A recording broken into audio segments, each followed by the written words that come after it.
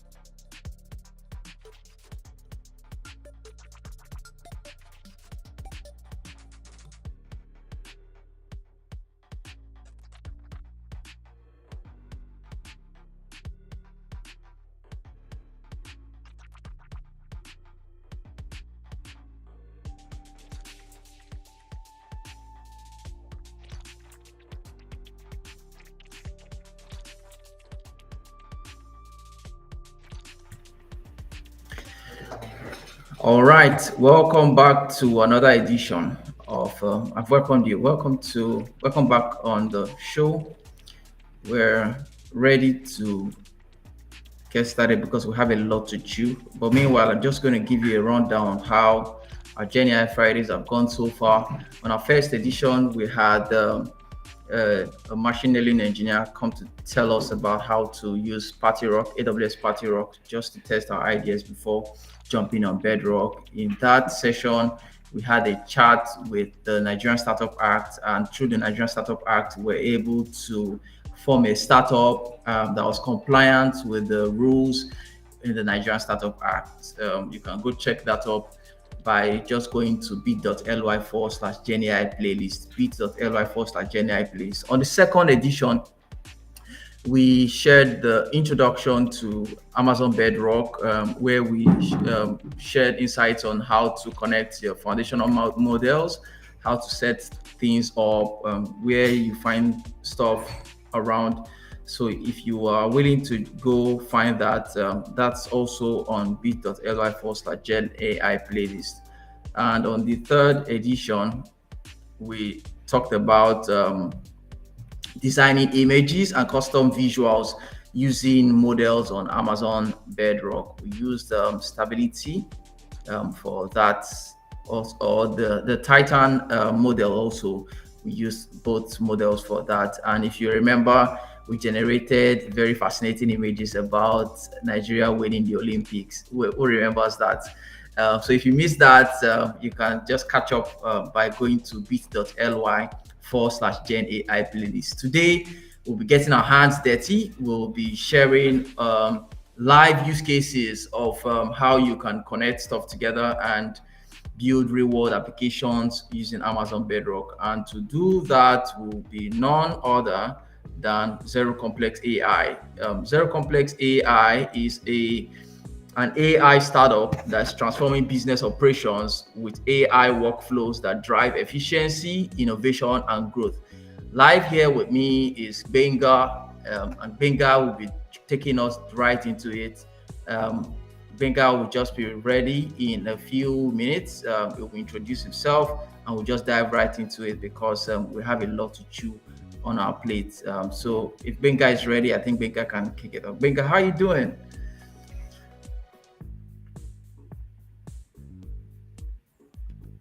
I can't hear you yet. Oh, can you hear me now? Yes, I can hear you. Well, welcome. How are you doing today? I'm doing well. Thank you. Okay, so you want to share some thank God it's Friday. Yeah, TGIF. You want to share some stuff about Zero Complex and what you do?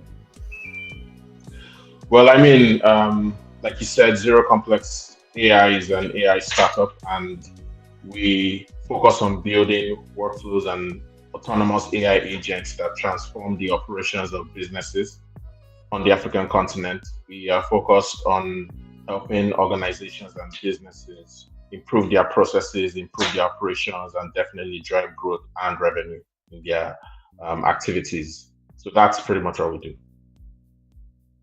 Fantastic. And we're glad to have you. We're really glad that you accepted to come here to share with us what we can do with Amazon Bedrock. I think without wasting time, we can just dive right into it because I know we have a lot to chew.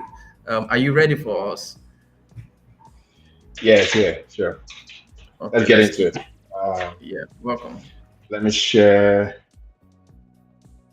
my screen. I'll start off with a presentation and just do a quick run through on. Confirm if you can see my screen, David. You're the only audience I have at this point in time. I can't communicate with everybody else. So. Yes, your screen is visible. Awesome. So I'll just start off by doing a very, very short presentation before I go into it, because the objective of this meeting is a practical session, so to say. So in a very, very short phrase, Amazon Bedrock is the easiest way to build and scale generative AI applications. And what are foundation models? Foundation models are usually known as large language models that can either be used to do generative AI stuff.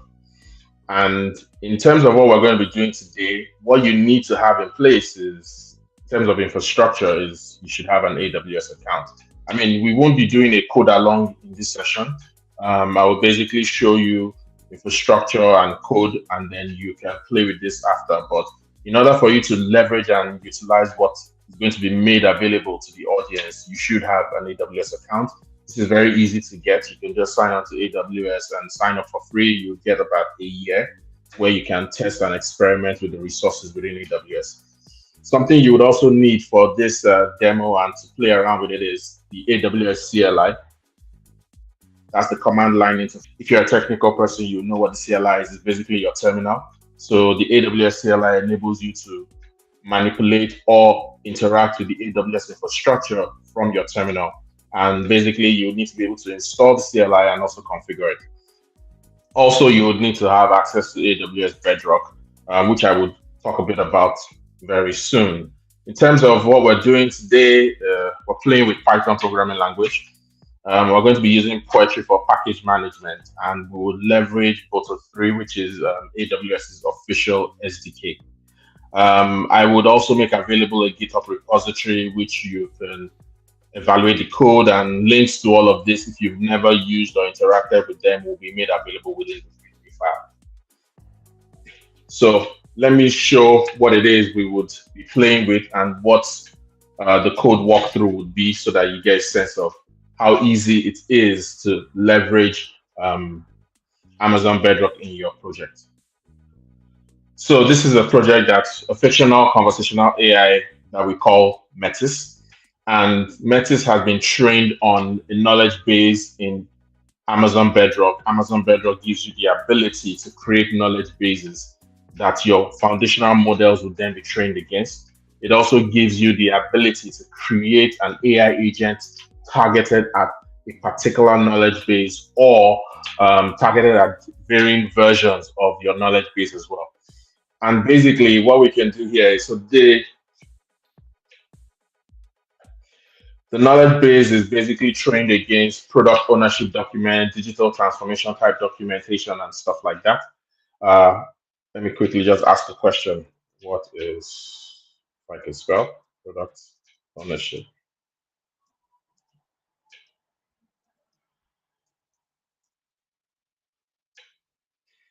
And all of this is what we would walk through in terms of the code.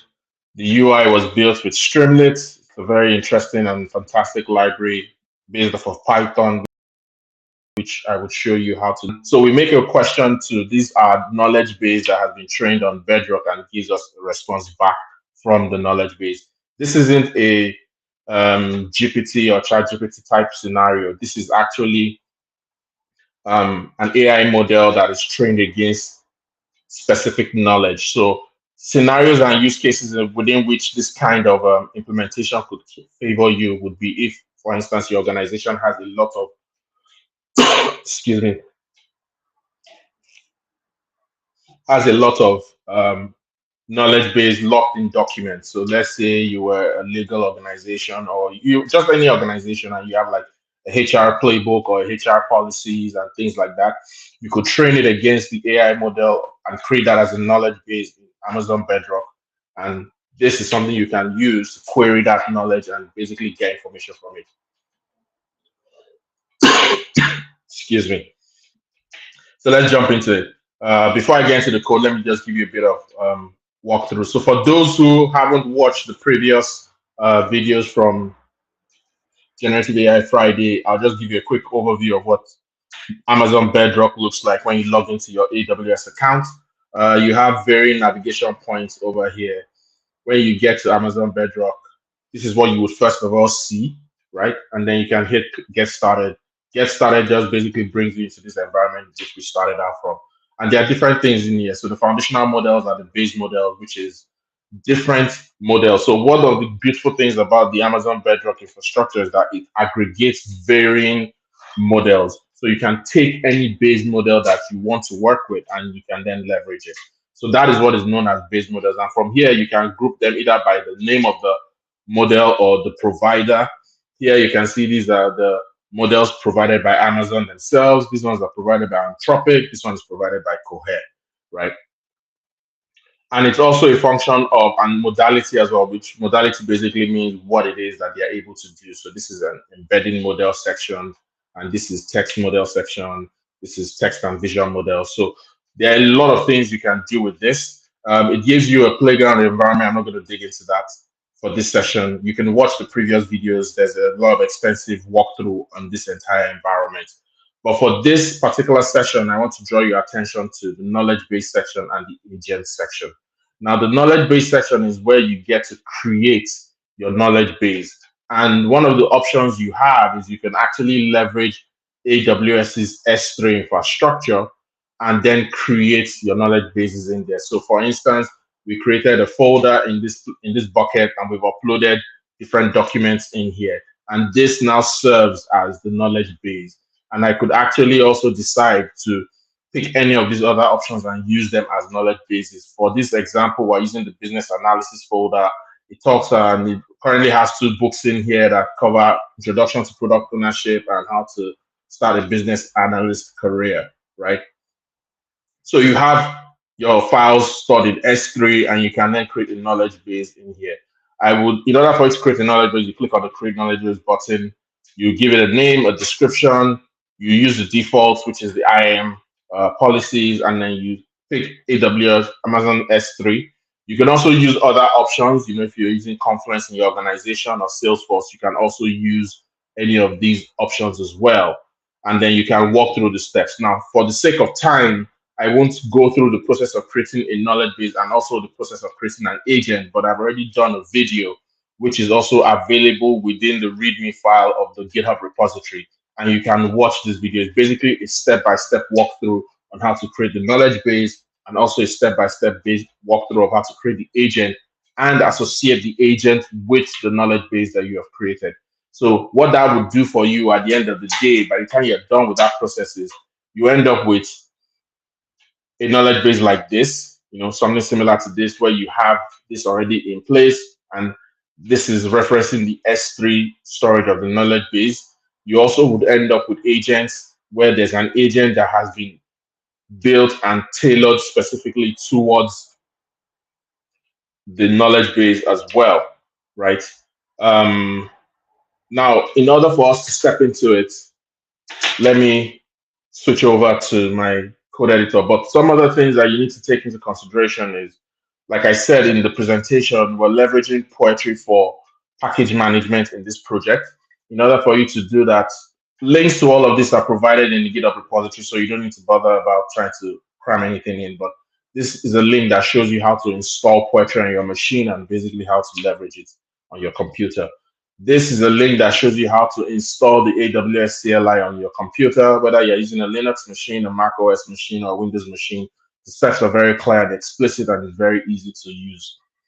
Here, it shows you how to configure and set up the environment variables on your machine, and also shows you how to create the profiles and configure it as best as you want to. If you just walk through the steps on this, it'll be very, very clear. Now, this link points you to Amazon Bedrock's infrastructure and talks about specifically the invoke agent. Now, the reason why this link is made available is because this is one of the methods we're going to be leveraging in Amazon Bedrock for what we want to do. So let me switch over to my code editor, and then we can jump into it. A sec.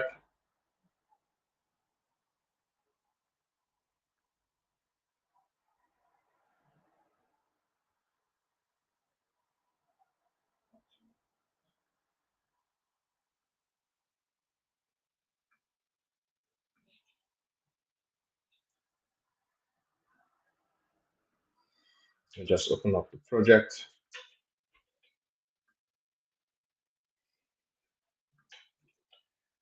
Yeah, let's go. Confirming you can see my screen. So these are just links to S3 and S. So we don't even need these right now. But when you set up the project, right, or when you pull the repository, you end up with this. Let me zoom in so it's better visibility. You end up with this structure, and I just want to do a quick explanation of what you have in here. You have your Pi project toml file, which is obviously based off of Poetry.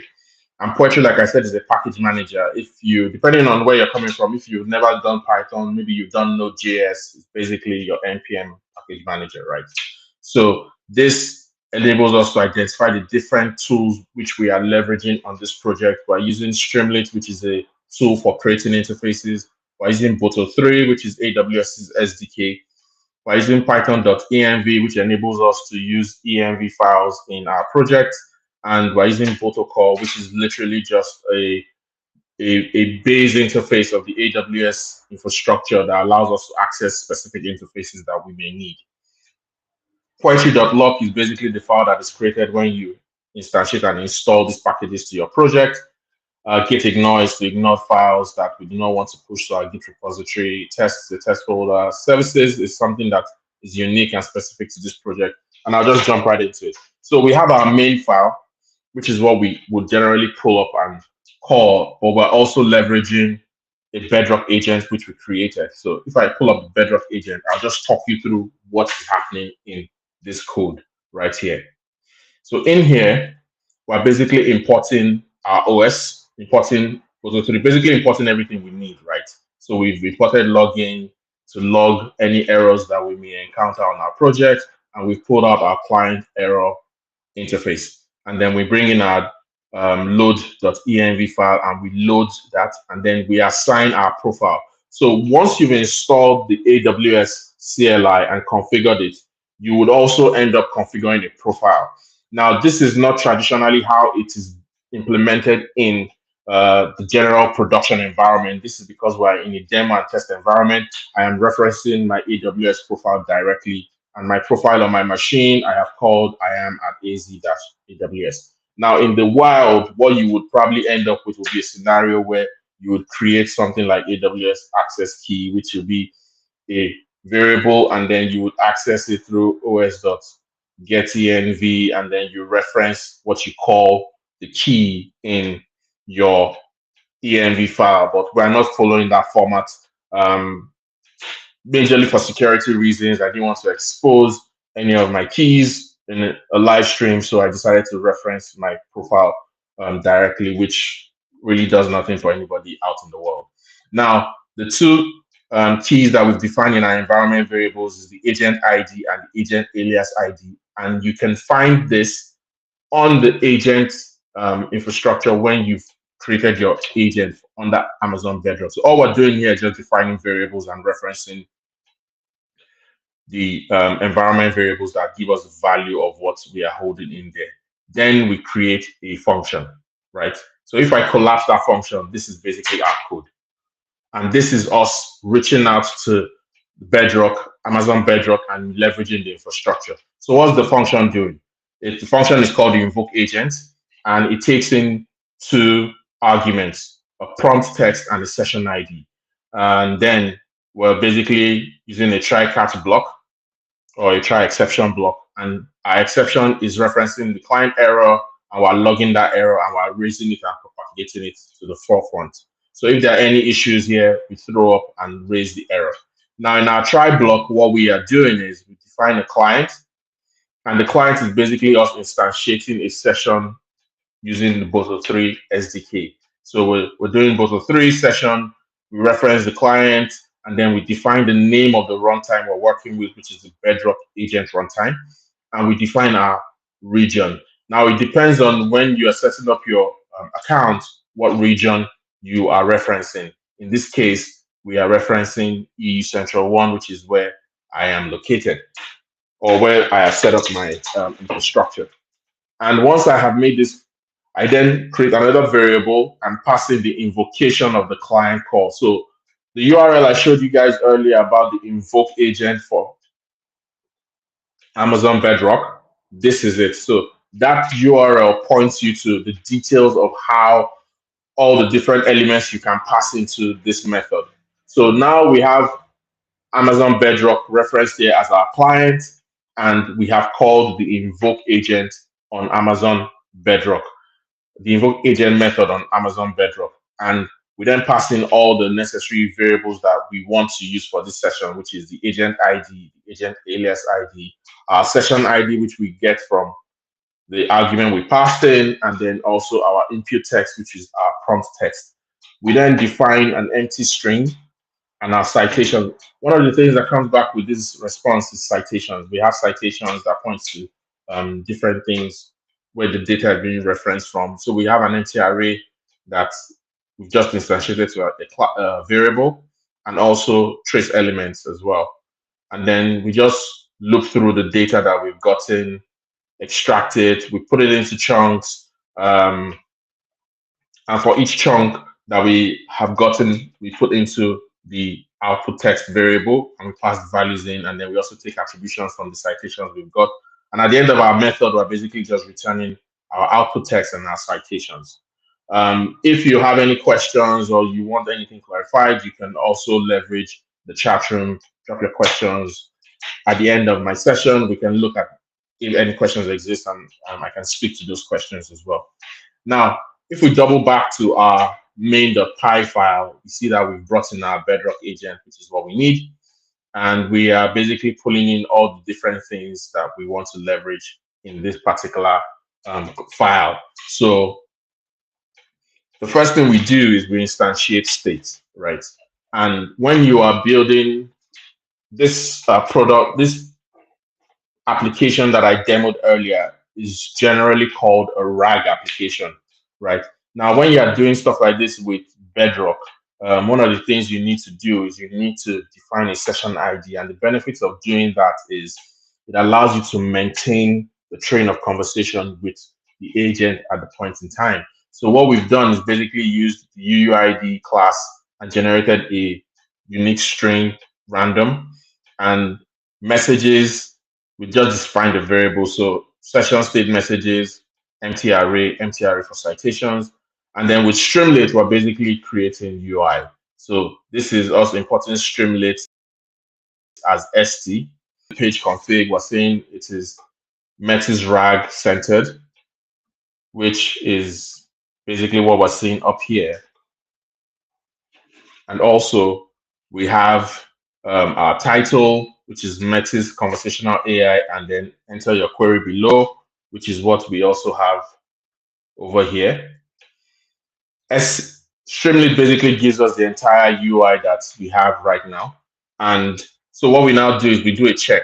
Do we have any items in state? And if we don't have any items in state, then we instantiate state so that we always have our session ID available to us. And then we create a sidebar with Streamlit, right? And we just say in the sidebar, we want to have the title, which we call knowledge base overview, which is what we're seeing over here.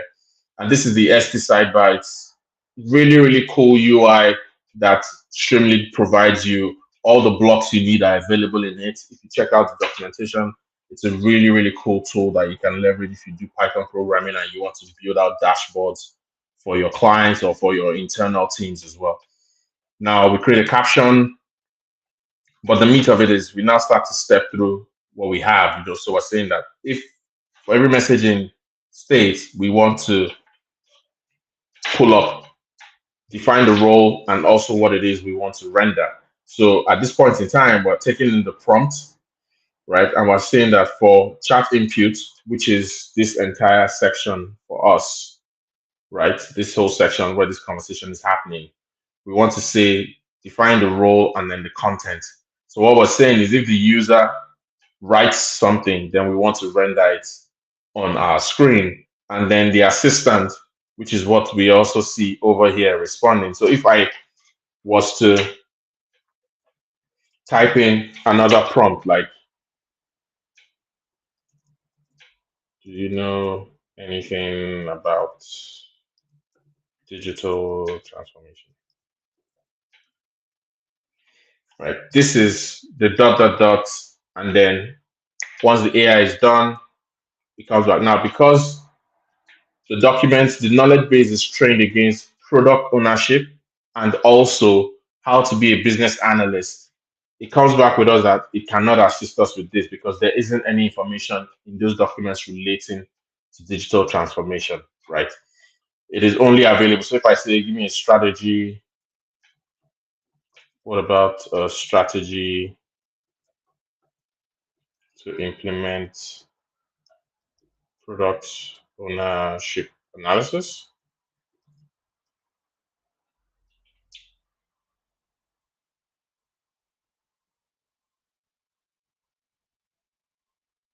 We trigger our Bedrock agent and it brings back the response from the AI agents we have in Bedrock. Now, if we walk through what is happening there, it's basically in our response, we call our Bedrock agent, we invoke the agent, we pass in the prompt that we've typed in, we define our session state, and we pass that off to the function that we have in place, and then we get the output and we just render that information back. So now we're rendering that information back to the assistant and the context, which is what we have basically been looking at on this screen over here, and that gives us a quick walkthrough and understanding of how we can build very simple applications that we want to leverage internally within our organization. I want to leverage Amazon Bedrock, for executing these things. If you double back to Amazon Bedrock itself, you're able to also, play around with the chat environment. You can pick any of the models you want. And here you will basically be doing chat GPT type conversation. So you select your model, you pick the model. Oh, I want Titan Test G1 Express. You apply, and then you can ask questions and it will give you. So if you take in a sample question and you push that, it would give you a response, right? So you can play with it within the context and environment of AWS Bedrock. But this implementation shows you how you can take it outside of the AWS infrastructure and now truly start to build applications that enable you to do different things. At this point, I want us to look into whether we have any questions. And David, over to you.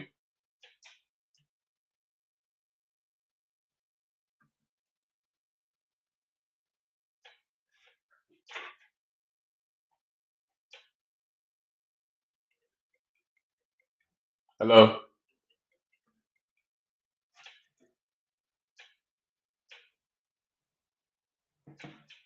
Hi, David. Can you hear me? Yeah. Fantastic. Thank you so much. That was quite fast, faster than we expected. That was a mouthful, but it's full enough to get us filled, and that's what we like. Um, yes, so if you're joining at the middle, you're not too late. This is another edition of the GenAI Fridays, where we explore the interesting world of generative AI in the Amazon ecosystem. And we have done several sessions in the past. The first one was on Bedrock. Second was introduction into Bedrock, and the third was on image generation on Bedrock. And this is the fourth where we have explored one or two use cases of Bedrock, diving under the hood to see how things are built from, not from scratch exactly, because the Bedrock itself as a platform just already helps you put some of those foundational stuff together. So all you need to do is to connect stuff together. For constraint of time, we do not want to go through too many use cases, but I'll just have Benga share any other use cases or ideas that he thinks is seen in the space, or that people can try out, or where people can really look to explore, or what he thinks are interesting these days, and that would form the next conversation. Meanwhile, if you have any questions, you could just type them in the chat. We can see them. Benga, they are to your right. Yeah, they are to your right. It's because we don't seem to have any yet. That's why they're not there. So Okay. as questions come, you can access them. I can also see them, so I would call your attention to them. So if you have questions or anything you care about knowing about, you can easily type in the chat and we'll take care of them. Also, we will be making available to you some of the resources that Benga shared. Benga, can you let us know one or two of the resources that you think that we should be making available to them? Well, I mean, two critical ones that I shared speak to how you can um, build or create your knowledge base in Bedrock. It seems like we still have a bit of time, so I could actually do a walkthrough on that if you want me to. Let's go. Let's go. Okay, cool, no problem. Let me look for what data I can use. Hopefully, I won't be creating any form of. 1 second. Find something I can use.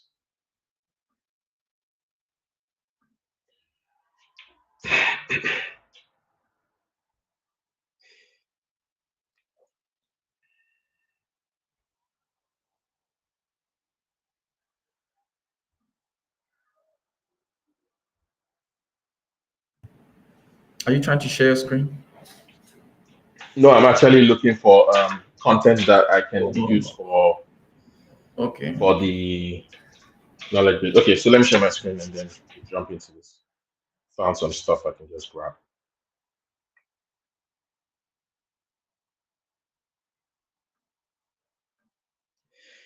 Let me confirm that my session is still valid.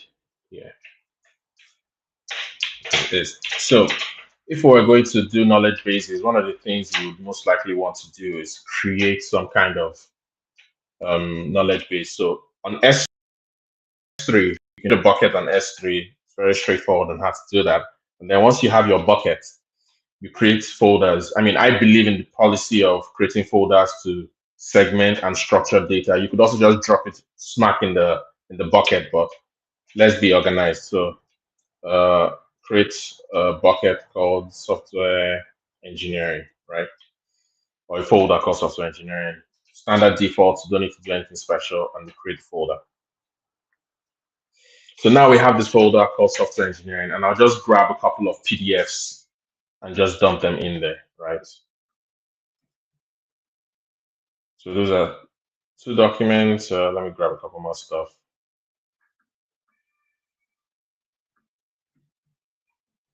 So these are a couple of books, quality assurance, software assurance, algorithms for dummies, just stuff, and just upload. This is regular S3, nothing special,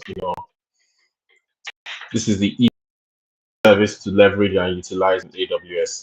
So while that is uploading, we can switch over back to Bedrock bases, right? Like I said earlier, we create a new knowledge base and we give it a name. So let's give it the name of software engineering data, right? And then we give it a description.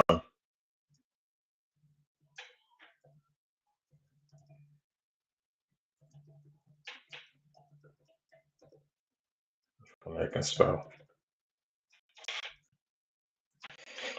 So we use the defaults like I am per this knowledge base would ask it to create and use a new service role. It gives it a unique name, so we don't need to change that. And then, like I said before, we can pick our data source. Either crawl from the web or use any of these other sources. So I'll go back to S3. Is this done? Still uploading? Because we actually need the URL for that guy. So we click on S3. We don't need to do anything. The tags, if you want to add tags to it, we can just leave the default and click the next button. It would ask you what you want to call the data source. So you give it a unique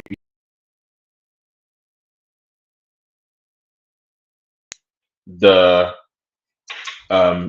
database, the knowledge that you've uploaded into S3. You can either browse S3 here or you just grab the URL, which I prefer to do. Let's just give this a couple of minutes. Still uploading. My internet is acting up today. But everything else you can as a default. And basically, this aspect is basically speaking to how you want to apply your chunking methodologies. You can do something custom, what is your parsing strategy? Do you want to do default chunking? What chunking basically means is that, so what is going to happen? Let me just talk through the process. Once we complete the creation of this knowledge base, it would take the data, extract all the information in all of those documents into a text extraction, and then it would break them into little bits and pieces. That's what's known as chunking, right? And there are different strategies that you can use for chunking. You can also code up your chunking strategy. These are some of the prevalent ones that you generate out, which is also why it's available here. But we can just use the standard default that AWS has provided. This guy is still uploading. And then under advanced, these are also things in relation to data storage. Do you want to provide a key? Do you want to define certain policies about data deletion and things like that? For the sake of this, we'll just keep it to the defaults.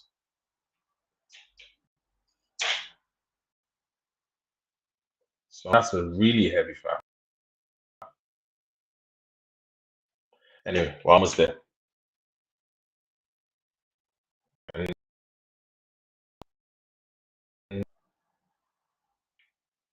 Get us to the finish line. We need 100. Yeah, so we have it. Good.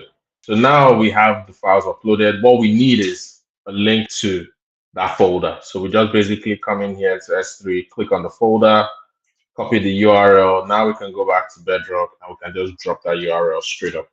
And we have connections to that. If we hit that, you see that it brings us smack into our folder again. So now we have the link in there. We just hit next. Now, at this point in time, you pick your embeddings model, and these are the models that are available.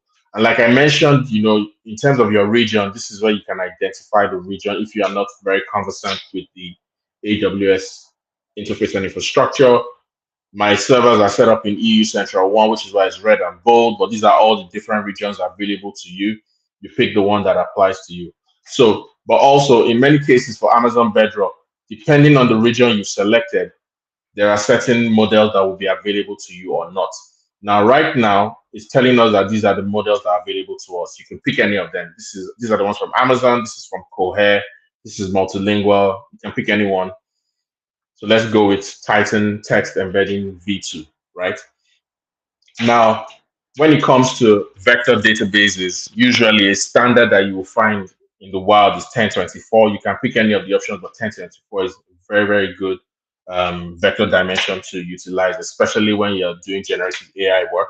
So I would advise that you leave it at that. If you pick any of the other models, it's set by default. Titan Embeddings allows you to change that based on AWS's infrastructure. But one of the things that you would also get in place for this is the vector database.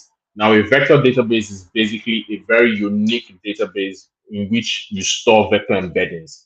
Now, vector embeddings themselves are actually the conversion of your data. So whether it is text, audio, video, whatever it is, images, when you convert it into a vector embedding, the output of that is usually, for programmers in our midst, it will be an array of numbers, but there are different strategies of association for these numbers, right? So what is happening here is that Amazon Bedrock, for the knowledge base, is going to create a vector database for you.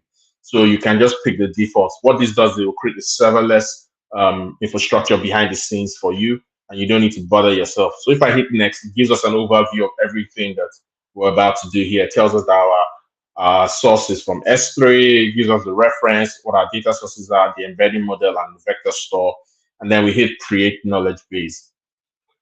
Now, what is happening right now is something that traditionally you would have to build yourself many times if you wanted to do this. And I've implemented this in different scenarios in the past, and it will probably take us maybe a couple of days to a week to build out this whole infrastructure. Also, you'll be leveraging different providers, and you'd have to build the necessary interfaces to aggregate for that. Amazon Bedrock helps you eliminate all of that, which is why it's touted as being one of the faster ways in which you can build and roll out the infrastructure you need when you're trying to build generative AI work. But what is happening right now is that it's running through the process. So what happens if you're going to build this yourself is you would first of all have to upload the files into a storage facility like S3. Then you would run those files through a extraction model where you sort of extract all the data from those documents like OCR and stuff like that. And then you would now take the text that has been extracted and run it through your custom chunking process where you can break the text into different parts. But you also have to do that in a way in which there are overlaps, right? You have to take all of that into consideration. But Amazon Bedrock has literally done all that work for you. So now that you're done, the next thing you need to do is sync the data source. So you scroll down here, you see data source, you pick the data source that you want to sync for. In our case,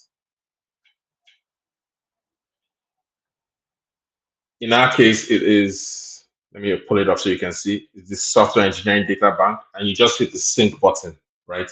What this also means is that you can add multiple data sources over time, right? If there's more data that is, or you have data sources in different places, like for instance, in here, you notice that we also have something on software architecture. I could also add that as a data source if I wanted to, right? So as to beef up the knowledge base that is available for this setup. So it goes through the syncing process. This takes a bit of time as well. But once it is done syncing, the next thing you would need to do is either save it or prepare, or maybe it's on no, prepare is for the agents, right? So we basically sync that, right? And it goes through that process. But like I was saying earlier, you would have had to chunk your text into different little bits and pieces. Then you would have to run it through an embedding engine, either um, Amazon Titan like we did, or maybe OpenAI embeddings or something like that, right? So that you get the vector data. Then you would now have to take that vector data and pipe it into a vector database, right? You could be looking at tools like Milvus or Pinecone, right? And then when you are done with that, you now have to now utilize that for your generative AI purpose. But Amazon Bedrock literally has done all of that activity for us in a couple of minutes. Now it's synced, it's available, and we are good to go, right? Now, the next thing you want to do is you want to create an agent that is tailored against this knowledge base. So you go to the agent section and you click on create agent. And then let's pick the same thing. So software engineering agent, right? I give it a description, RAG agent for the software engineering knowledge base. Always good practice to be as clear and as descriptive as you possibly can, right? So once you hit that, it brings you into the environment where you configure your AI agent. Here, you would ask it, okay, do you want to create a new resource? Usually best to just do that, use the default, and then you can pick what model you want. In EU Central 1, we only have access to Anthropic models for agents, and then I can pick any of the AI models that I want. Now, one other thing you need to understand is that when you set up your account, if you are setting up an account for the first time, or if you're accessing Bedrock configurations for the first time, all of this is covered in the previous videos from Generative AI Friday. But one thing you should know is that the models are not available by default out of the box. You'd have to come to this section, Bedrock configuration, model access, and you would have to request for access, right? Now, when you request for access, as you can see, I've requested for access and all of these are already granted. These are the three major models that are available in EU Central 1. I have requested access for all of them, right? Except for this one, which is unavailable in this environment.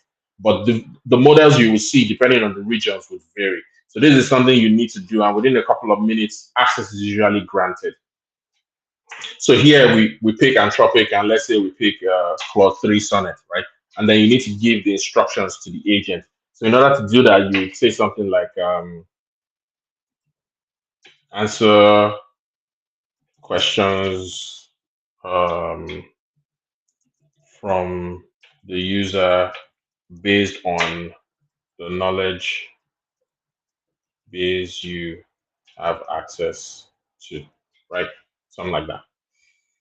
Now, there's a slight bug in the AWS environment here, because if you do something else, you would lose this instruction, right? So what you should do is you hit save first, so that this data is saved against your agent, right? Then you come down to knowledge bases, and then you can add a knowledge base. So here we now select the knowledge base. So we just data bank, we pick that, and then we give the knowledge base instructions for the agent. This knowledge base contains information about software engineering and quality assurance testing, right? And then we hit save. So we're done with that configuration, but that's not the end. I mean, you can now also do additional configurations. You can put in guardrails, right? If, for instance, you do not want your data to come back with hallucinations that are in a spectrum that you are not expecting, like pornography, nudity, and things like that, you can put guardrails in place. Advanced prompts allow you to actually configure additional things for your AI agent, because the AI agent goes through four major steps, right? It goes through a pre-processing step, an orchestration step, a knowledge-based response generation step, and the post-processing step. Now you have the ability to configure and tweak things in all of this. Now, in this space is where you could maybe say, oh, based on the data that was given, make a call to this external API and then extract more information and then utilize that in your response generation. You can do all of that in here, right? But we're just going to keep it simple and stay within the parameters of what it is we're doing, which is just basic stuff, right? So you have the knowledge base added, you have action groups, which you can configure if you want, and you have advanced prompts as well. Once you're done with this, you hit save. Now you don't just exit, you don't hit save and exit. The next thing you do is you prepare your agent, right? So what this does is that the agent now is utilizing the knowledge base and the information, then you save and exit. Now, after you've saved and exit, it gives you the agent ID, which is what we used in our application earlier on. But beyond that, one other thing you need to take into consideration is the fact that you should create aliases. Now, aliases are versions of your AI agents trained against particular knowledge bases. Because, for instance, you may have additional data added to the knowledge base, but maybe you still want to have this particular agent being able to operate at a certain function, which is where you have the agent ID alias, right? Or the agent alias ID. So what you do is you create an alias here and we give it a name. So we can call this software engineering agent V1, right? And we can say version 1 of the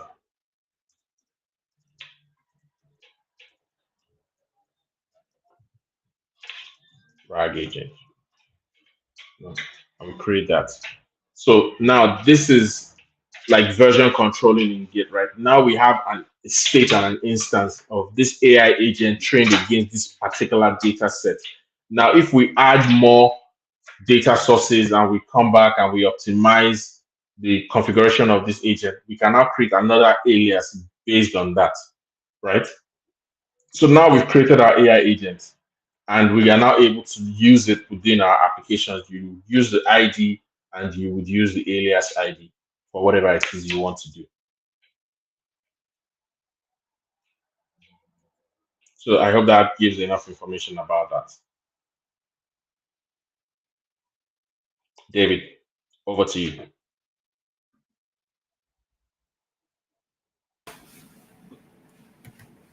Fantastic. Thank you so much. As I said earlier, But, that's a mouthful. I would also have to go through the recording to watch what you showed us to catch up with it. You're saying something? I wanted to say it's also available in the recording, so you could just watch it. Of course. For instance, Yeah, everything I just showed wasn't clear for people. Exactly. So quickly, I was going to ask what use cases are you seeing in the space these days, or what use cases do you think people should be trying out for GenAI ideas? I mean, there are a host of use cases that exist, but one of the key things is data pipelining, for want of a better word. Like we have a lot of data in Africa, but it's not clean, and it's also segmented and distributed across different platforms. Sometimes we have data locked in paper. Sometimes we have data locked in an Oracle database or in a MySQL database or in some service or provider and whatnot. One of the key components of us truly leveraging generative AI on the African continent is being able to ensure we have clean data. Amazon Bedrock and other AWS infrastructure enable us to be able to pull stuff off like this. But once you have that done, you can start looking at use cases where you can build RAG agents that are aimed at customer support, where people who are doing customer support can now access information very easily, based on an AI model that is, or an AI agent that is supporting them, where they are able to now quickly provide support to members of or customers of that organization. In other cases, you also see use cases where people are trying to get a better understanding of all the data that they have. which was why I actually did that RAG demonstration, because even though it is a simple example, its use case is very far reaching. For instance, I mean, a law firm could exist and decide that, look, we want to take all our legal cases and actually train an AI agent against that and actually have that support, the lawyers within the firm. Those are things that can be done, with generative AI today. And I mean, there are a gazillion and one other use cases as well.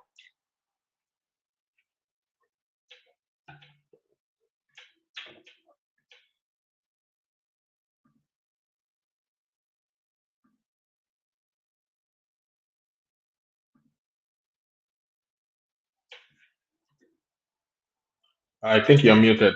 Can't hear you.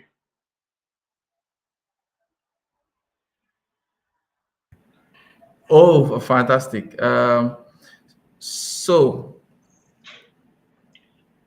you've mentioned the use cases, and I quite get them, and I think that's a good place to end the stream. Meanwhile, if you're just joining us, this is the GenAI Fridays. This is the fourth edition where we're tearing down what's under the hood on Amazon Bedrock. Benga just taking us through how it connects the different pieces together and builds agents on Amazon Bedrock. The recording will be available to you, especially if you have registered. If you have not registered and you have seen the recording, the link will show on your screen now, which is bit.ly/hackathon-gen-AI. Just go through that link. It will also be in the description box. We're streaming live on YouTube and LinkedIn, so whichever one you are on, you'll be able to access the link to register. Also, those who register will have access to the repo, which Benga talked about earlier, and some of the resources that would help you catch on to what he showed us. And I think it's a good place to end. But then I would just like to check through the comments. If you joined us at the middle or at the beginning, you could just summarize in one word how you feel about what we have shared. I know some people are also going to join. A lot of people who watch our GenAI Fridays watch the recordings, and that's why we try to make a lot accessible to them. So you are also we're going to be happy to see your comments to describe how you feel about what we've shared on the GenAI Friday session today or this evening. Also, would like to thank the team at zerocomplex.ai for partnering with us to bring this to fore. CloudPlexo is an infrastructure service company, and Zero Complex is an AI company. They help transform business operations with AI workflows that drive efficiency, innovation, and growth. Zero Complex AI can be reached via all platforms, on LinkedIn and I know on Instagram. And also in the description, we could also share Zero Complex's website. It's as simple as zerocomplex.ai. And CloudPlexo is cloudplexo.com. We have a special offering for startups, which is cloudplexo.com/startups. And this offering includes a basket of goodies, which includes AWS credits. We also offer DevOps as a service, which could help you train your the DevOps talents to get up to speed with what's happening in the DevOps space, infrastructure, AI, machine learning, and stuff like that. And we also work through a lot of partners. We are an advanced AWS partner, so regal- regardless of what problems you might have been facing with AWS, we do have a very good relationship with AWS, and we could help you alleviate your cloud challenges. And I said all this to say that we've had a good time at the GenAI Friday session, and it's a good time to wrap it up. I'll just ask Benga if he has any last words for us before we call off the stream. I mean, just looking forward to seeing the kinds of things people would create and how they'll leverage AI, in their day-to-day life and also in their organizations. Great. Great. Thank you so much for coming on the stream. Thank you, Benga. Thank you, all our members of the audience. I know tech people don't like to chat too much. They would just watch and make whatever inferences they want to make and reach out to us privately or through the links in the description or through contact@cloudplexo.com, contact@cloudplexo.com, or you reach Zero Complex through zerocomplex.ai. We'll be happy to learn about what you're building and how we can support both on the infrastructure end or on the AI end, which is zerocomplex.ai. And with that, we say join us next Friday, 30th of August, same time, same venue, which is the link which you've used to register. You get a mail that leads you to how you get in touch with us. Thank you so much for coming around. Have a good evening. Cheers. All right. Bye, everyone. Bye.